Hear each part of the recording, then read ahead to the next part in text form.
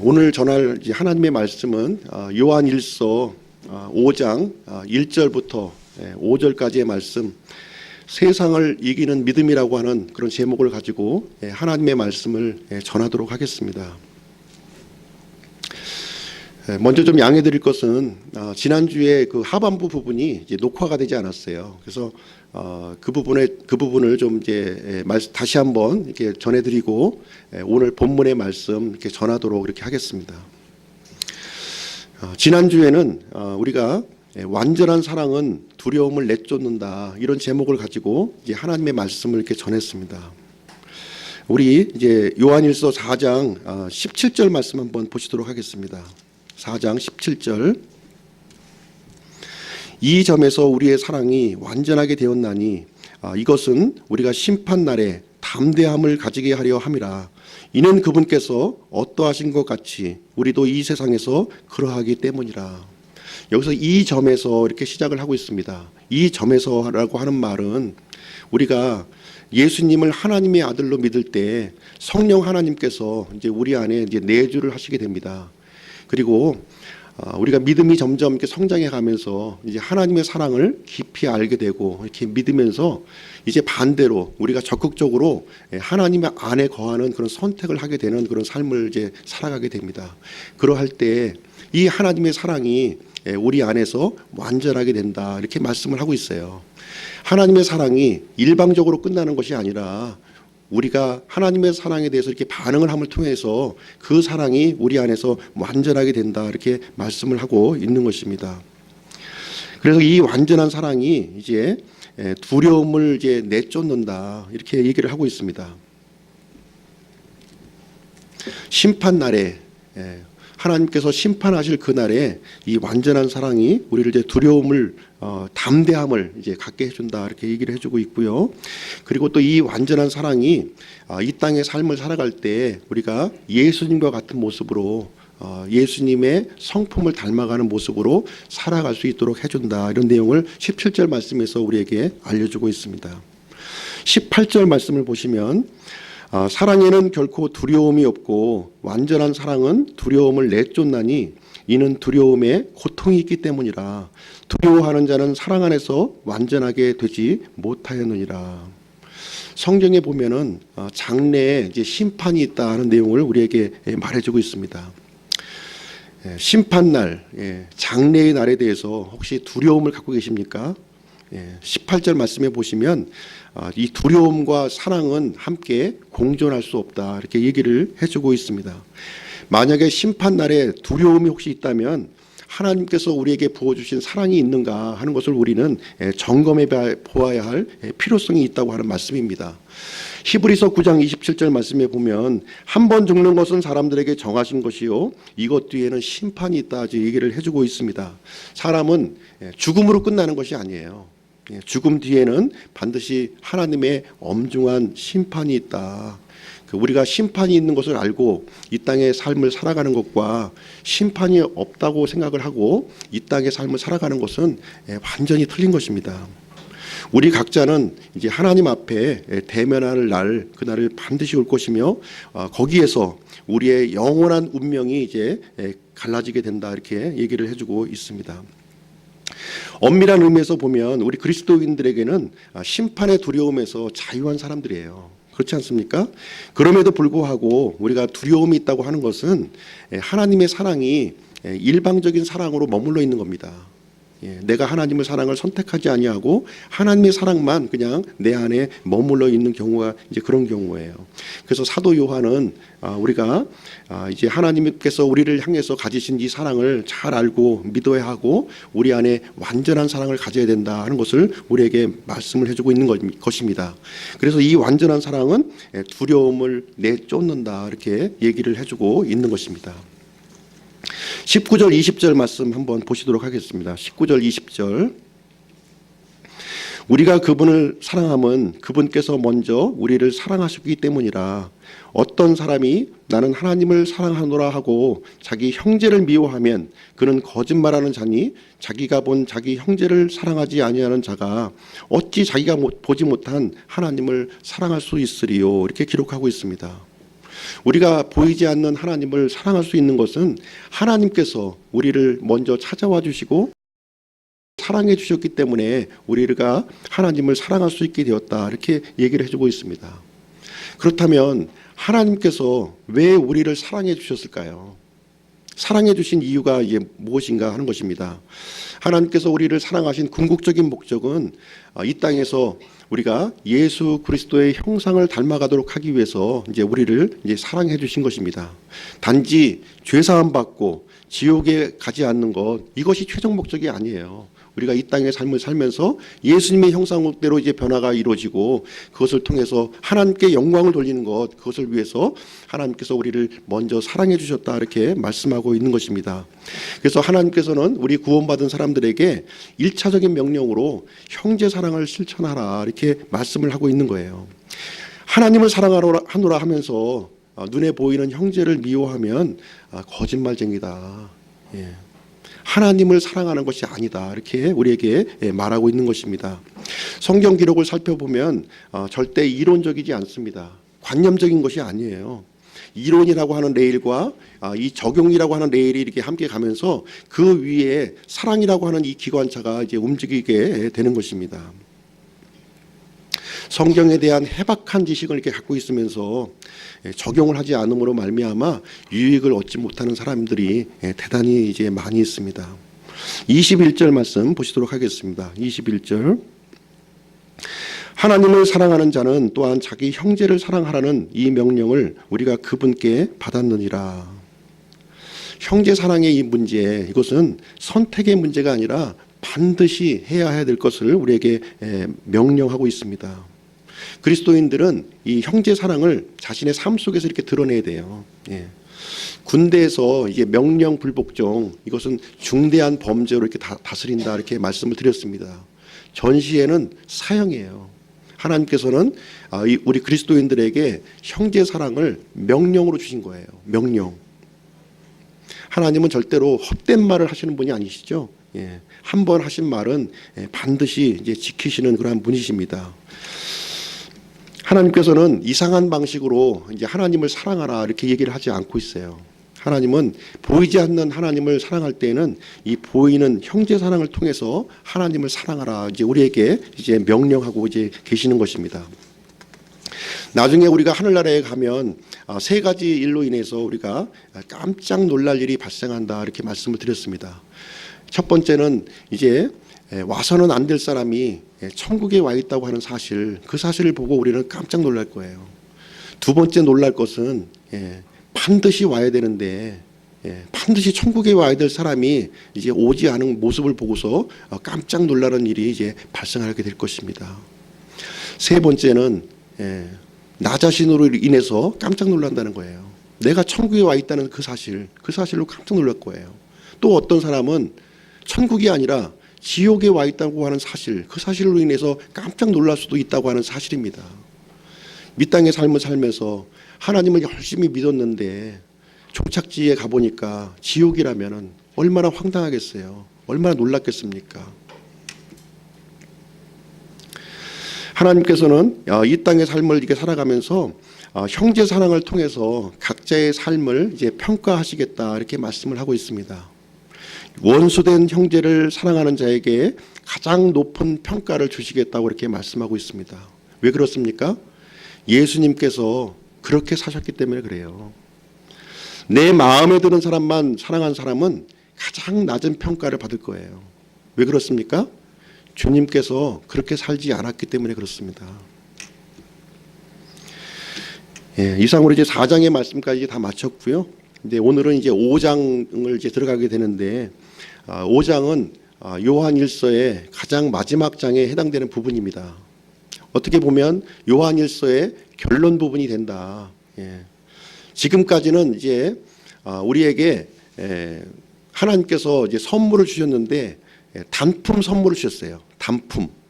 하나하나의 선물을 주셨습니다. 지금까지는. 근데 5장부터는 하나님께서 우리에게 선물을 주시는데 종합 세트를 주십니다. 종합 세트.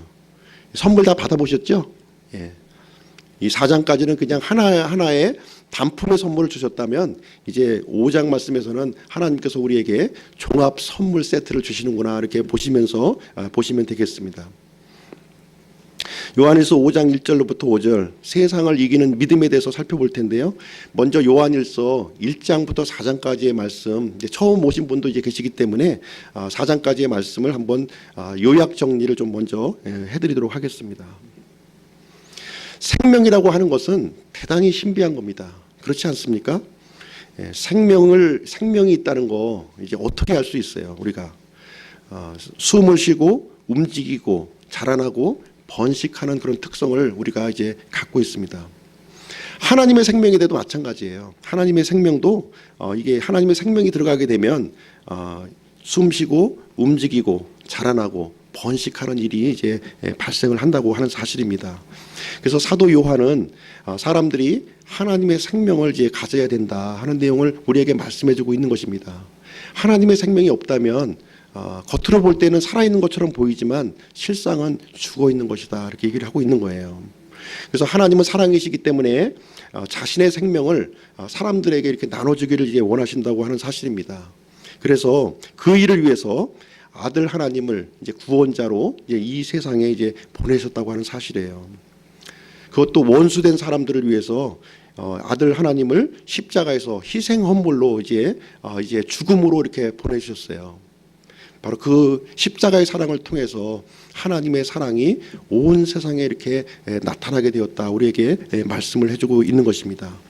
이제 사람들이 죄와 사망에서 벗어날 수 있는 유일한 길로 독생자 예수님을 하나님께서 허락해 주셨다고 하는 사실입니다. 누구든지 죄에서 회개하고 예수님께서 십자가에서 이루신 공로를 믿음으로 받아들이기만 하면 하나님의 생명을 소유할 수 있는 길을 우리에게 주셨다고 하는 말씀입니다. 이제 구원받은 사람들이 이제 예수님을 통해서 이제 하나님의 생명을 이제 받았습니다. 그리고 이 보이지 않는 하나님과 이제 교제할 수 있는 이 창조주 하나님과 교제할 수 있는 길이 이제 열려졌다고 이제 사도 요한은 이제 얘기를 해주고 있는 것입니다. 근데 이제 문제가 있죠. 이 하나님과의 이 교제를 방해하는 존재가 있다고 하는 사실이에요. 방해하는 존재. 그 방해하는 존재는 다름 아닌 사악한 자, 이 마귀가 하나님과의 교제를 이제 방해하고 있다고 하는 사실입니다. 이 마귀는 사람들을 자신의 지배 아래로 이렇게 두려고 하는 겁니다. 이 마귀가 하는 일을 이제 두 가지로 요약할 수가 있는데요. 첫 번째는 사람들로 하여금 하나님의 생명을 얻지 못하도록 하는 거예요. 구원받지 못하게 하는 겁니다. 두 번째는 이 구원받은 사람들이 성장하지 못하게 하고 하나님과의 교제 관계에 이제 머물러 있지 못하도록 하는 것이 마귀의 궁극적인 이제 목적이 되겠습니다. 사도 요한이 이제 본서신서를 이제 기록한 목적을 이제 요한일서 1장에 보시면 이제 말씀하고 있는데요. 3절 4절 요한일서 1장 3절 4절 말씀을 한번 보시겠습니다. 3절 4절 우리가 보고 들은 그것을 너희에게 밝히 드러내면 너희 또한 우리와 교제하게 하려 함이니 참으로 우리의 교제는 아버지와 함께하는 것이며 그분의 아들 예수 그리스도와 함께하는 것이니라. 우리가 이것들을 너희에게 쓰면 너희의 기쁨이 충만하게 하려 함이라. 이렇게 기록이 되어 있습니다. 사도 요한이 이제 요한 서신서를 기록한 목적은 우리 구원받은 그리스도인들이 이 사악한 세상에서 이제 하나님과 이제 교제를 하고 또 그 아들 예수 그리스도와 교제를 할 수 있도록 하기 위해서 요한 서신서를 기록했다 이렇게 얘기를 해주고 있고요. 그 기쁨이 충만하도록 하기 위해서 요한 서신서를 기록했다고 우리에게 얘기를 해주고 있습니다. 그러면 어떻게 보이지 않는 하나님과 우리가 기쁨의 교제를 가질 수가 있는가 하는 내용들이 요한 서신서 1장부터 4장까지 지금까지 이제 다루고 있는 내용이 되겠습니다. 1장부터 4장까지의 내용을 이제 세 가지 주제로 이제 압축해서 말씀을 드릴 수가 있어요. 계속 반복되는 얘기가 이제 이루어지고 있는데 세 가지 주제로 이제 압축해서 말씀을 드릴 수가 있습니다. 첫 번째 주제는 뭐냐면 우리 구원받은 사람들의 그 신분, 정체성에 관한 문제를 얘기를 하고 있습니다. 우리가 구원받은 사람으로서 정체성을 분명하게 하지 않으면 믿지 않는 사람과 동일한 삶을 우리가 살 수밖에 없는 겁니다. 그러나 우리의 신분을 분명히 할 때 우리에게 생명을 주신 창조주 하나님과 기쁨의 교제를 가질 수 있는 그런 근거가 된다 하는 내용을 우리에게 알려주고 있는 것입니다. 두 번째 주제는 요한일서 이 내용을 보시면 기독교의 기본 교리로 가득 차 있어요. 그 어느 성경보다도 이 요한일서는 기독교에 대한 기초적인 교리가 가득하게 들어있는 내용들을 우리가 살펴볼 수가 있습니다. 그리스도인들에게 이 교리라고 하는 것은 생명과 같은 거예요. 생명. 그런데 이 개역 성경에는 이 교리라고 하는 이 단어를 교훈이라고 하는 단어로 다 바꿔버렸습니다. 그러다 보니까 이 교훈이라고 하는 것은 알면 좋고 몰라도 상관이 없는 그런 것으로 전락해버리고 마른 거예요. 그러나 우리 킹예입 성경에는 이 교리로 번역함으로 말미암아 우리 그리스도인들이 분명히 가져야 될 이 생명과 같은 이런 교리로 우리에게 언급을 해주고 있다고 하는 사실입니다. 교리라고 하는 것은 영적인 분별력을 갖도록 해주는 거예요. 무엇이 옳은 건지 무엇이 잘못된 건지 이 잣대의 기준을 우리에게 알려주기 때문에 그 영적인 분별력을 갖도록 해준다고 하는 사실입니다. 그리고 이 교리라고 하는 것은 우리가 믿고 있는 믿음의 기초, 기본이 되는 것들이에요. 우리가 이러한 기본 교리에 충실하면 충실할수록 거룩하신 하나님과 깊은 교제의 관계를 가질 수 있다, 이렇게 얘기를 해주고 있는 것입니다. 또 요한서신서의 내용을 이제 마지막 이 주제를 살펴보면 실천적인 삶에 이렇게 중점을 두고 있습니다. 그리스도인으로서 하나님의 생명이 있다면 거기에 움직임이 있어야 된다는 거예요. 하나님의 생명이 있다고는 말은 하는데 움직임이 없고 성장하는 게 없어요. 그러면 그 생명이 무슨 의미가 있겠습니까? 생명이 있다면 움직이고 성장하고 번식하는 그 특성을 가지고 있는 것처럼 이제 요한 서신서에 기록된 내용이 무엇이냐면 하나님의 생명을 우리가 갖고 있다면 우리가 자라나고 번식하는 그런 특성을 가져야 된다. 그래서 그리스도인으로서의 실천적인 그 삶을 살아야 될 것, 그것을 얘기를 해주고 있습니다. 그래서 구원받은 자, 하나님의 생명을 받은 자로서 기독교의 근본적인 교리 위에서 실천적인 삶을 살아야 될 것을 사도 요한은 우리에게 강조를 하고 있는 내용이 되겠습니다. 이제 믿음의 기초를 세웠다면 나의 성품과 나의 삶이 하나님과 사람들 앞에서 합당해야 된다는 내용들을 우리에게 말해주고 있는 것입니다. 그렇게 함으로 말미암아 하나님께서 우리를 구원해 주신 그 구원의 목적, 그 사랑의 목적이 이제 성취가, 우리를 통해서 성취가 되어지는 부분을 우리에게 얘기해주고 있습니다. 이상과 같이 요한서신서 1장부터 4장까지의 말씀은 이런 내용들로 이제 반복해서 이제 우리에게 얘기해주고 있습니다. 이제 오늘 이제 5장 말씀으로 이제 들어가는데요. 이제 5장 말씀은 이러한 믿음에서 이제 한 차원 더 이제 그 승격된 믿음을 우리에게 요구하고 있다고 하는 사실입니다.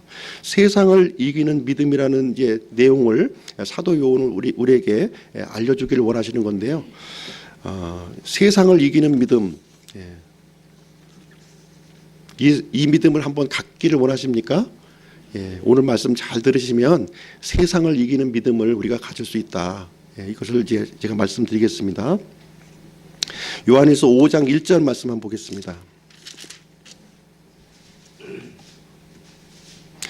누구든지 예수님께서 그리스도이심을 믿는 자는 하나님에게서 태어났으며 낳으신 그분을 사랑하는 자마다 그분에게서 난 자도 사랑하느니라.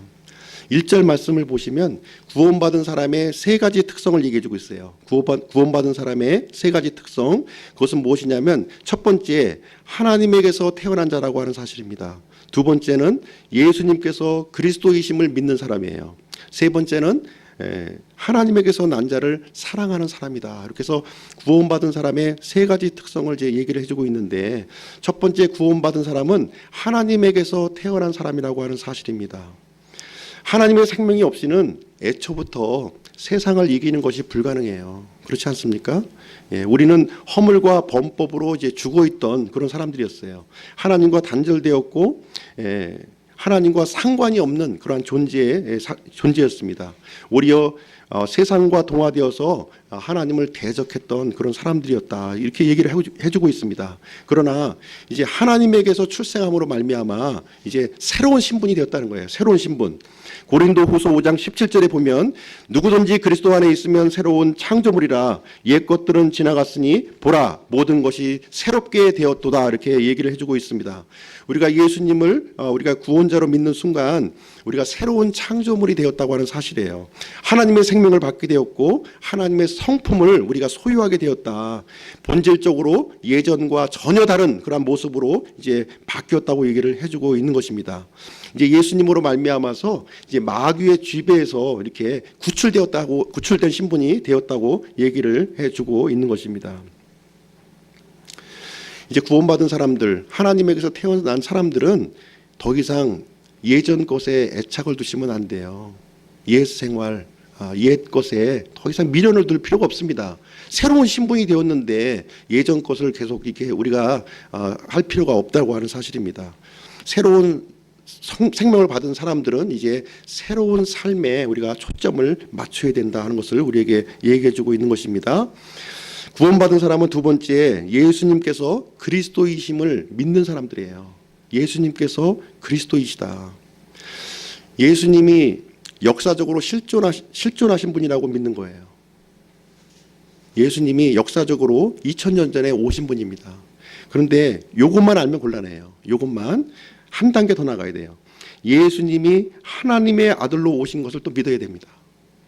하나님의 아들로. 또 여기서만 또 이제 중단하면 또 곤란합니다. 또 예수님이 십자가에서 온 세상의 죄의 헌물로 드려지시고 3일 만에 부활하시고 승리를 선언하신 분이라는 사실, 거기까지 우리가 믿으셔야지 예수님이 그리스도이라고 하는 사실을 믿는 사람이라고 하는 사실입니다. 이제 예수님을 그리스도로 믿는 사람들은 더 이상 내가 주인이 아니에요. 지금까지는 내가 주인이 돼서 내가 결정하고 모든 것을, 내 인생을 내가 끌고 왔습니다.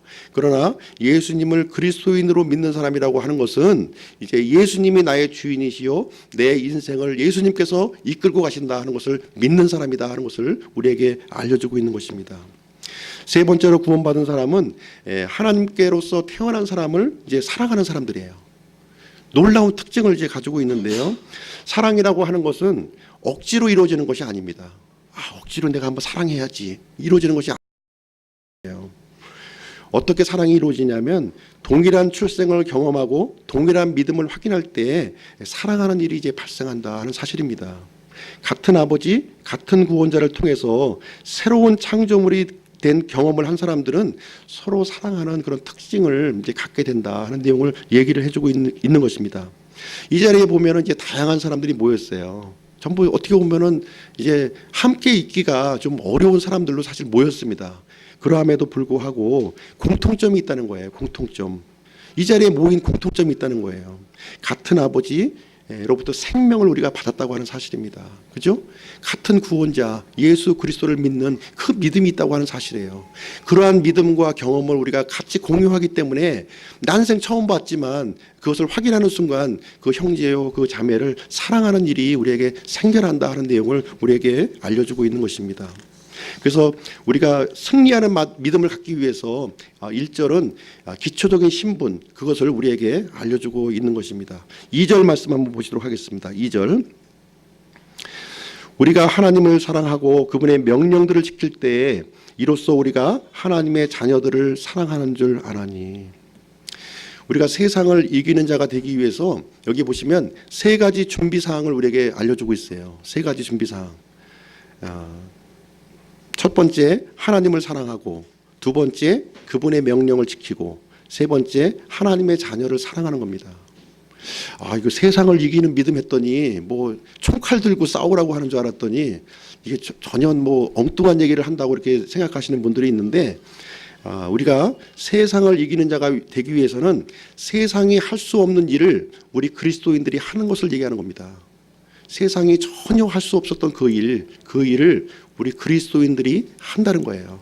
그 일을 함으로 말미암아 세상을 이렇게 대적하고 승리할 수 있는 믿음을 준비하는 일이 이제 우리에게 생겨난다 하는 내용을 우리에게 알려주고 있는 것입니다. 1절의 내용은 우리가 기초적인 신분을 얘기해 주고 있는 거예요. 신분이 되어졌다면 그 다음에 필요한 것이 바로 이제 2절의 말씀이다. 이것을 얘기해 주고 있는 겁니다. 하나님을 사랑하고 그분의 명령을 지키고 형제 사랑을 실천하는 겁니다. 이 세 가지가 전쟁 준비를 이제 그리스도인들이 하는 것이다. 이렇게 말씀을 해주고 있습니다. 우리의 싸움이라고 하는 것은, 그리스도인의 싸움이라고 하는 것은 혈과 육의 싸움이 아니에요. 칼과 창으로 싸우는 것이 아니라 영적인 싸움이다. 이렇게 얘기를 해주고 있는 것입니다. 세상이 하지 못하는 것, 우리가 그리스도인이 함으로써 전쟁 준비를 우리가 이제 한다는 내용을 우리에게 알려주고 있습니다. 세상의 특징은 하나님을 사랑하지 않아요. 그렇지 않습니까? 세상의 특징은 하나님의 명령에 불순종해요. 그리고 세상의 특징은 형제들을 미워하는 겁니다. 강력한 특징이 그 세 가지예요.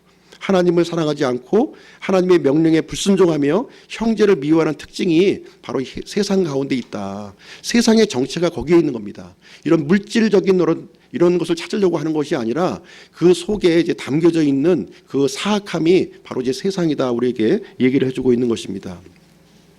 우리 예전의 삶, 구원받기 전의 삶은 어떠했습니까? 세상이 시키는 대로 살았어요. 세상이 시키는 대로. 눈에 보이는 것이 전부인 것처럼 우리는 살아왔습니다.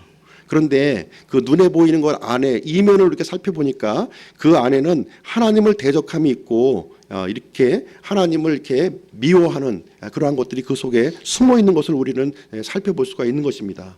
그리고 영적인 무감각 상태에 우리가 놓여져 있었습니다.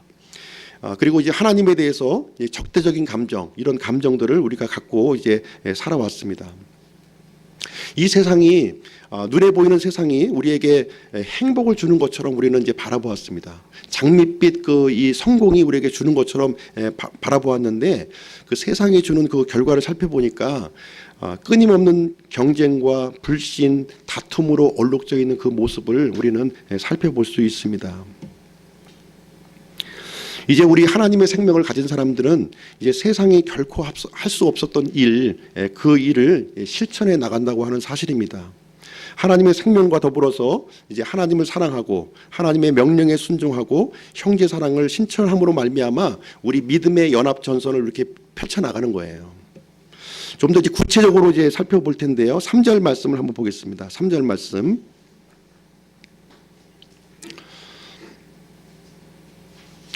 우리가 그분의 명령들을 지키는 것, 이것이 곧 하나님을 사랑하는 것이니라. 그분의 명령들은 무겁지 아니하니라. 영어 표현에 보면 이 3절 앞에 보면 for라고 하는 단어가 있습니다. for.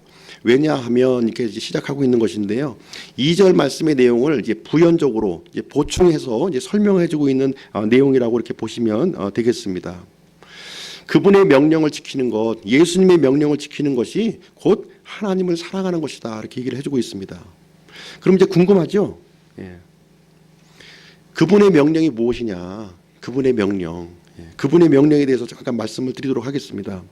그분의 명령이라고 하는 것은 1차적으로 요한 서신서에 기록되어 있는 그 명령들 이렇게 볼 수가 있습니다. 조금 더 확대해서 해석한다면 신약 성경에 기록되어 있는 예수님과 사도들의 가르침이다 이렇게 보시면 되겠습니다. 그런 가르침을 그 가르침에 순종하는 것, 그것을 얘기를 해주고 있는 것입니다. 근데 예수님께서 우리에게 가르치신 명령이 뭐냐, 이것을 한마디로 좀 얘기를 해보자 이렇게 얘기를 하면 많은 명령들이 있지만 하나님을 사랑하고 형제 사랑을 실천하라는 것, 이것으로 요약되어 있다고 하는 사실을 우리는 살펴볼 수가 있습니다. 다시 말하자면 하나님께서 예수님을 유일한 독생자로 우리에게 허락을 해주셨어요. 그래서 그 유일한 독생자 안에 우리가 거하는 것이 바로 이제 예수님의 명령에 순종하는 삶이다 이렇게 보시면 되겠습니다. 명령을 지킨다고 해서 어떤 그 구약의 율법을 조목조목 지키는 것을 얘기하는 것이 아니라 하나님께서 이제 보내주신 그 독생자 예수님 안에 거하는 삶이 바로 이 명령을 지키는 것이다 이렇게 보시면 되겠습니다. 우리 다 같이 베드로전서 2장 21절 말씀 한번 보시도록 하겠습니다. 베드로전서 2장 21절.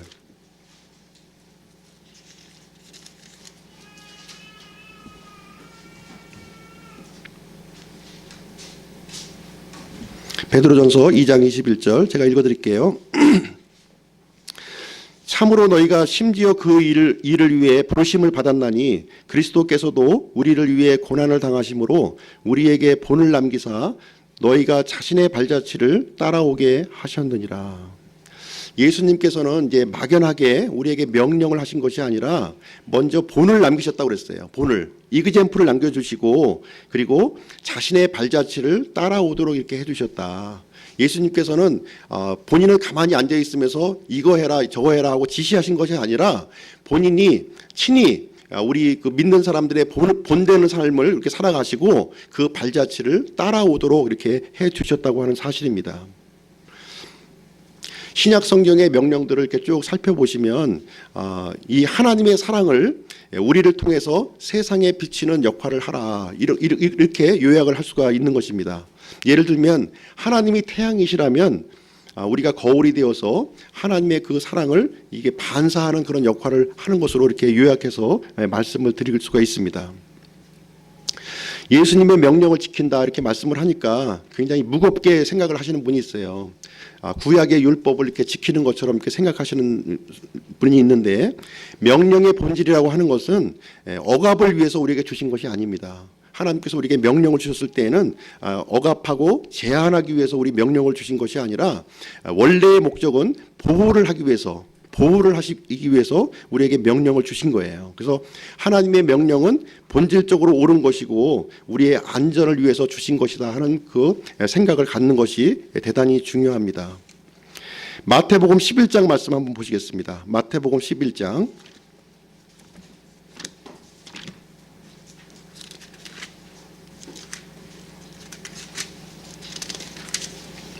마태복음 11장 29절 30절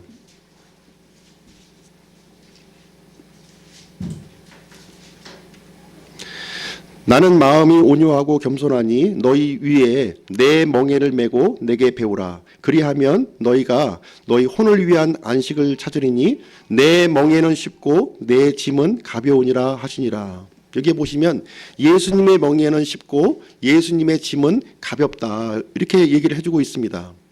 우리가 예수님 밖에 거하고 세상을 사랑하게 되면 예수님의 이 명령이 무거울 수밖에 없어요. 그렇지 않습니까? 예수님 밖에 거하고 세상을 사랑하는 마음이 있으면 있을수록 예수님의 명령이 무겁게 다가오는 것입니다. 그러나 우리가 진리신 예수님 안에 거하고 하나님을 사랑한다면 예수님의 명령은 쉽고 가볍다. 이제 우리에게 이렇게 얘기를 해주고 있는 것입니다. 조금 더 보완해서 좀 나가도록 하겠습니다. 요한일서 5장 4절 말씀 한번 보겠습니다. 요한일서 5장 4절 무엇이든 하나님에게서 난 것은 세상을 이기느니라. 세상을 이기는 승리는 이것이니 곧 우리의 믿음이니라. 이렇게 기록하고 있습니다. 이제 4절 말씀에 가서 이제 본격적으로 우리가 싸워야 할 대상이 이 세상이다 하는 것을 이제 우리에게 말씀해 주고 있습니다. 지피지기면 백전불패라는 말이 있어요. 일단 싸우고자 한다면 싸움의 대상이 무엇인지 싸움의 본질이 무엇인지 우리는 분명히 알 필요가 있다. 우리에게 얘기를 해주고 있습니다. 여기서 세상이라고 하는 것은 눈에 보이는 창조 세계를 얘기하고 있는 것이 아니에요. 신약 성경에서 이 세상이라고 하는 표현은 하나님과 성령님을 대적하는 모든 것이 세상이다 이렇게 얘기를 해주고 있는 거예요. 눈에 보이는 거 찾으시면 안 됩니다. 하나님과 성령님을 대적하는 모든 시스템들이 바로 이 세상이다 이렇게 얘기를 해주고 있는 것입니다. 하나님의 명령을 이렇게 무겁게 만드는 것이 바로 이 세상이에요. 하나님의 교제를 방해하는 것이 바로 이제 세상이다. 이 세상의 실체를 우리가 분명하게 이제 살펴봐야 된다 하는 내용을 우리에게 얘기해주고 있습니다. 이 세상에 대한 정의가 요한일서 2장에 지금 나와 있는데요. 2장 15절로 17절 한번 보겠습니다. 2장 15절로 17절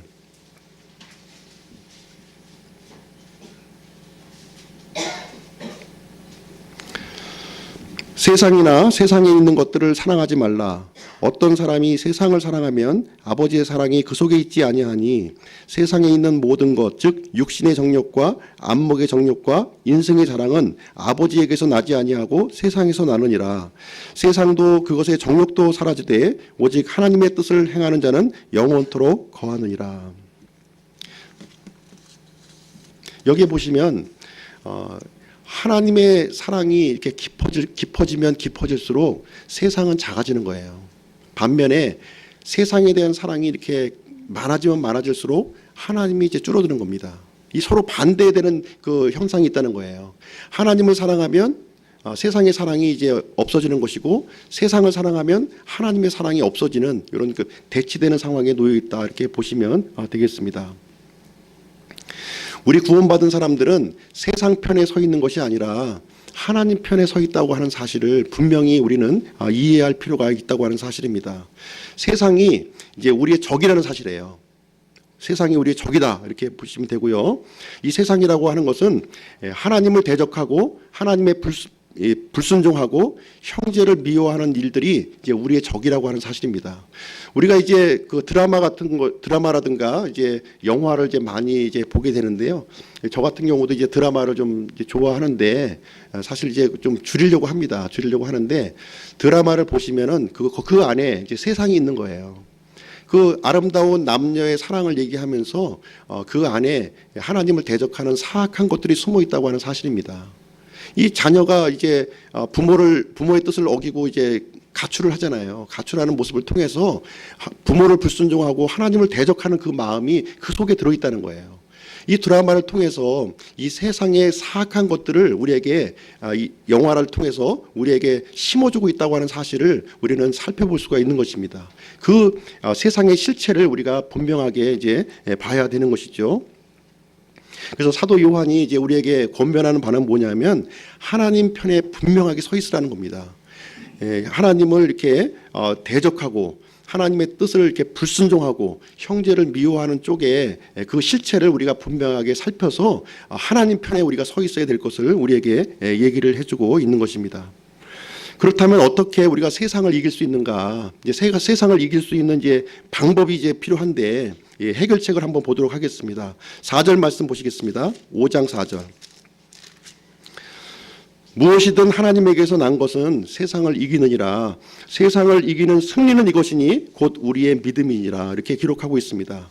분명하게 우리가 알아야 될 것은 무엇이냐면, 우리의 힘으로 세상을 이길 수가 없다고 하는 사실이에요. 우리 사람의 힘으로는 세상을 이길 수가 없습니다. 하나님을 대적하는 이 세상 시스템이라고 하는 것은 아주 강력해요. 강력한 파워로, 아주 교묘한 방법으로 우리가 숨어있는 사실을 우리는 살펴볼 수 있는 것이고요. 이것으로 세상 사람들을 꼼짝 못하게 하고 구원받은 사람들조차도 감당할 수 없도록 하는 것이 바로 이 세상 시스템이라고 하는 것입니다. 그래서 나의 힘으로는 불가능한 것이다 하는 사실을 분명하게 이제 이해를 해야 되는 것이고요. 근데 이제 오늘날 보면은 이 세상과 더불어서 싸우려고 하는 사람들이 있어요. 세상과 한번 싸워봐야 되겠다. 우리의 힘으로 한번 사회를 한번 변화시켜 보자. 그런 애쓰는 사람들이 있습니다. 대표적인 사람들이 어떤 사람들이냐면 사회 복음을 외치는 사람들이에요. 우리 그리스도인들이 문화도 바꾸고 정치도 바꾸고 학문도 바꿔야 된다고 외치면서 적극적으로 우리 그리스도인들이 사회에 참여해야 된다, 이렇게 주장하는 사람들이 있다고 하는 사실입니다. 이렇게 해서는 불가능하다는 거예요. 사람 스스로의 힘으로는 이 세상의 이 강력한 시스템, 마귀가 지배하고 있는 이 시스템을 변화시킬 수가 없다고 하는 사실입니다. 오히려 변화시키려고 들어갔다가는 오히려 동화가 돼가지고 그 마귀와 같은 편이 돼버리고 말아요. 우리가 그리스도인들이 해야 할 바는 뭐냐? 이 세상을 바꾸려고 하는 것이 아니라 하나님을 대적하고 하나님의 뜻을 불순종하고 형제를 미워하는 그 세상 시스템과 반대로 행하면 된다는 거예요. 하나님을 사랑하고 하나님의 뜻에 순종하고 형제 사랑을 실천하는 일, 거기에 머물러 있는 것이 바로 승리의 비결이 거기에 있다, 우리에게 얘기를 해주고 있는 것입니다. 그래서 하나님에게서 난 것만이 이제 세상을 이긴다, 이렇게 얘기를 해주고 있는 것입니다. 그래서 4절 말씀에서는 첫 번째는 무엇이든 하나님에게서 난 것이 이긴다는 사실을 얘기해주고 있고요. 두 번째는 우리의 믿음이 이 세상을 이기게 한다, 이렇게 얘기를 해주고 있습니다. 이 말은 무슨 얘기냐면, 승리의 주체가 나에게 있는 것이 아니라 바로 하나님에게 있다고 하는 사실을 믿는 겁니다. 거기를 통해서 우리는 세상을 이길 수 있다, 이것을 얘기해주고 있는 것입니다. 예수님에 대한 믿음이 이제 세상을 이기게 한다고 하는 사실이에요.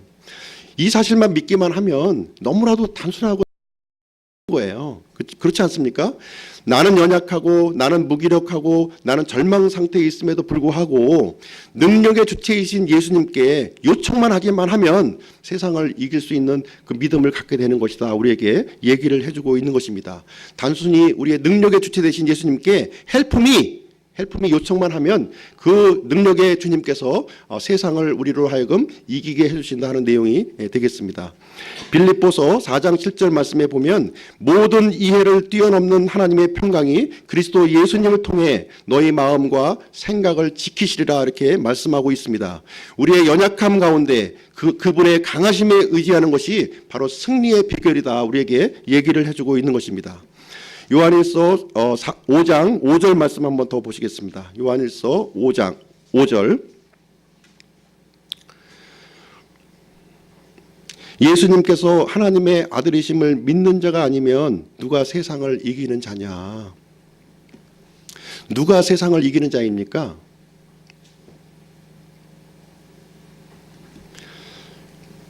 누가 세상을 이기는 자입니까? 4절 말씀에서는 분명하게 우리 사람 스스로의 힘으로는 이 세상을 이길 수가 없다. 예수님을 믿는 그 믿음만이 의지하는 믿음만이 세상을 이길 수 있다 이렇게 말씀했는데 여기 5절 말씀에 보면은 누가 세상을 이기는 자냐 하고 의문문의 형태로 우리에게 말을 해주고 있습니다. 세상을 이길 수 있는 자가 없다는 겁니다. 이것은 이 성경 표현에서 굉장히 반어법적인 표현이에요.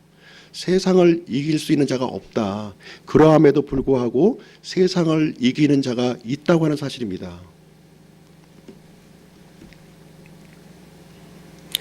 다시 말하자면 예수님께서 하나님의 아들이심을 믿는 자가 세상을 이기도록 해주신다고 하는 말씀이에요. 우리 믿는 자가 세상을 이긴다는 것이 아니라 이 구원자 예수님께서 우리로 하여금 세상을 이기는 자가 되도록 해주시겠다 이 말씀이 되는 것입니다.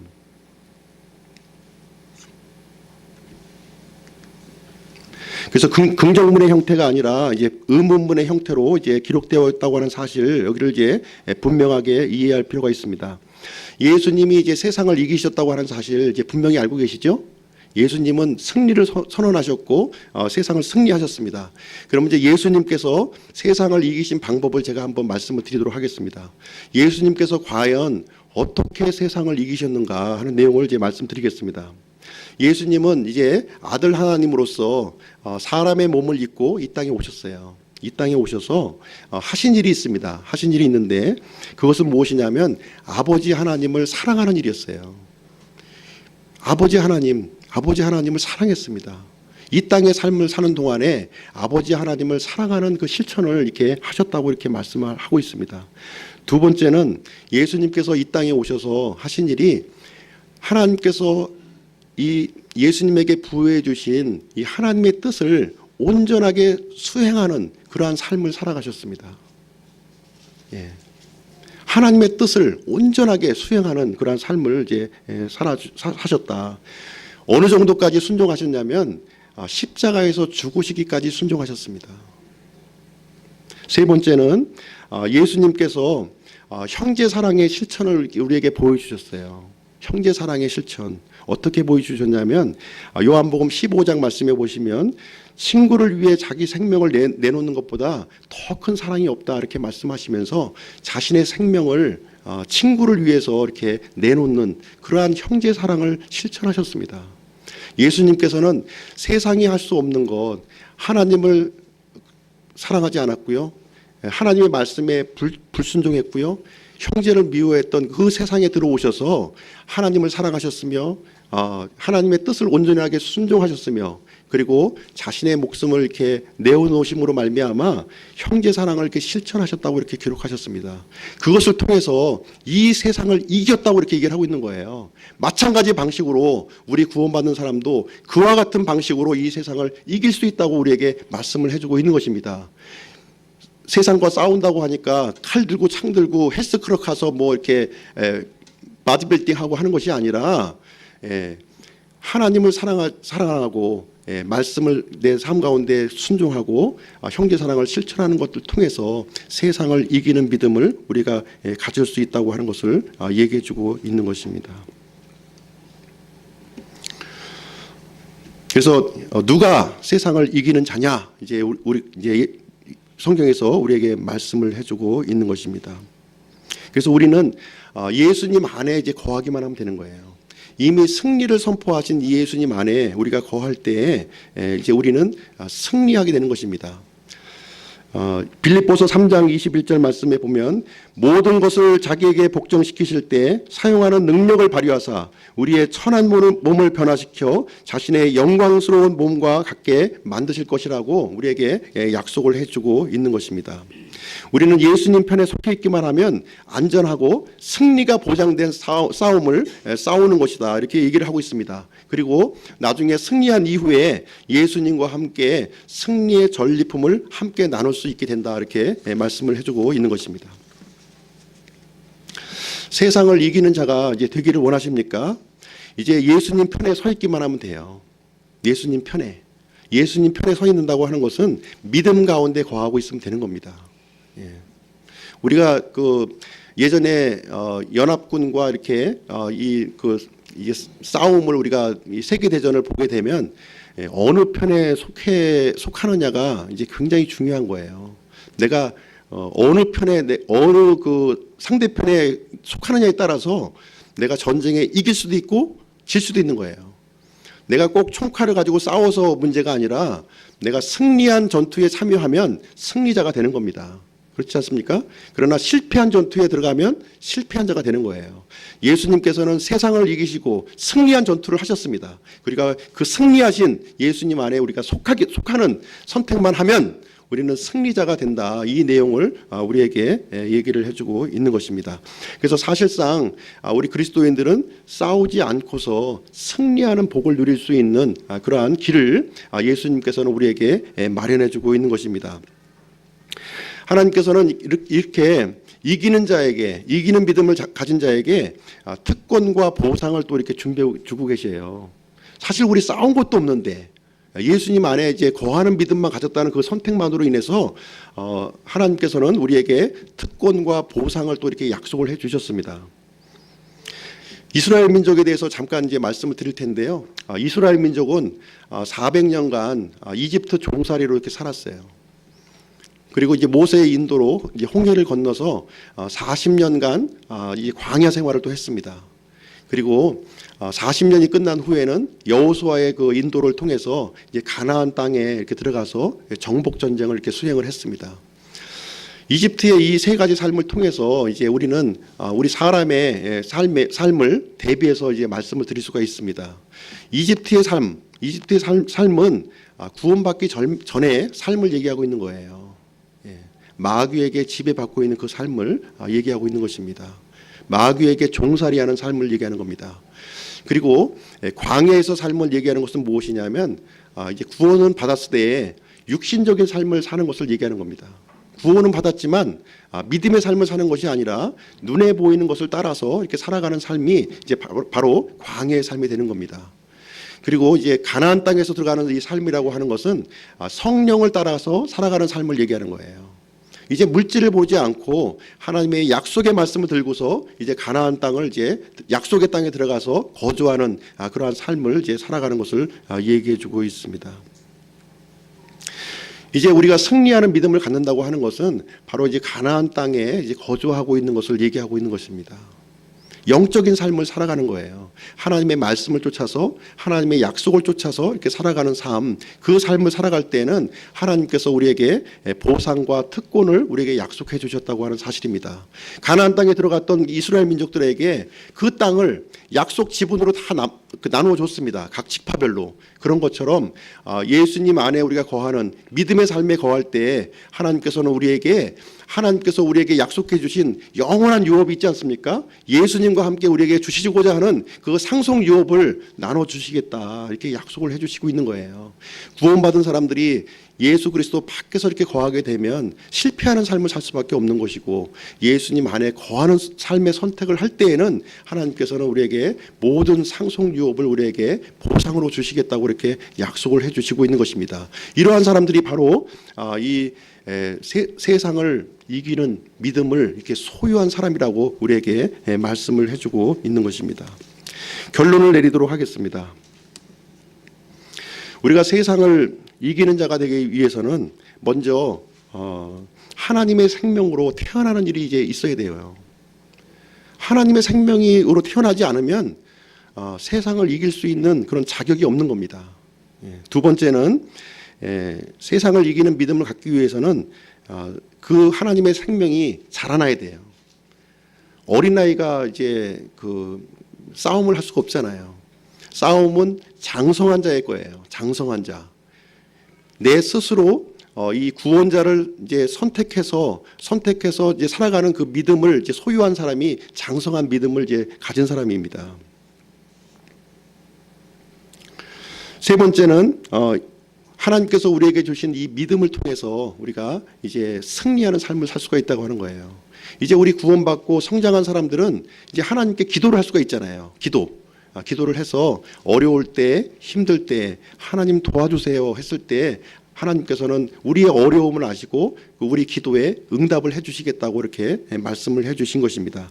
그래서 예수님을 전적으로 의존하는 믿음이 이제 우리에게 필요하다. 능력의 근원이 예수님께 있고 나에게 있지 않다. 예수님께 있다고 하는 사실을 전적으로 의존하는 그러한 믿음이 세상을 이기는 믿음을 가질 수 있다고 우리에게 말씀을 해주고 있습니다. 오히려 세상이 우리의 믿음을 두려워하고 있어요. 이 믿는 자들을 두려워하고 있습니다. 사실은 두려워하지 않는 것처럼 강한 척하지만 사실은 우리 구원받은 사람들이 하나님의 말씀 가운데 믿음을 갖고 있는 것을 굉장히 두려워하고 있어요. 거기에 예수 그리스도의 이 힘, 이 능력이 아주 폭발적으로 일어나기 때문에 그 마귀는 그 사실을 알고 있는 거예요. 내가 힘을 내려고 하는 것이 아니라 나를 통해서 예수 그리스도의 능력이 이렇게 분출되도록 만들어 주시는 것을 마귀는 가장 무서워하고 힘들어한다고 하는 사실을 우리는 알 수가 있습니다. 그래서 우리 기쁨 침례교회 성도님들은 이 하나님께서 주신 이 생명 더욱더 이제 풍요롭게 하고 이 세상을 이기는 믿음을 소유하는 그런 한 주간이 되시기를 간절히 기원드립니다. 기도하고 이제 마치도록 하겠습니다.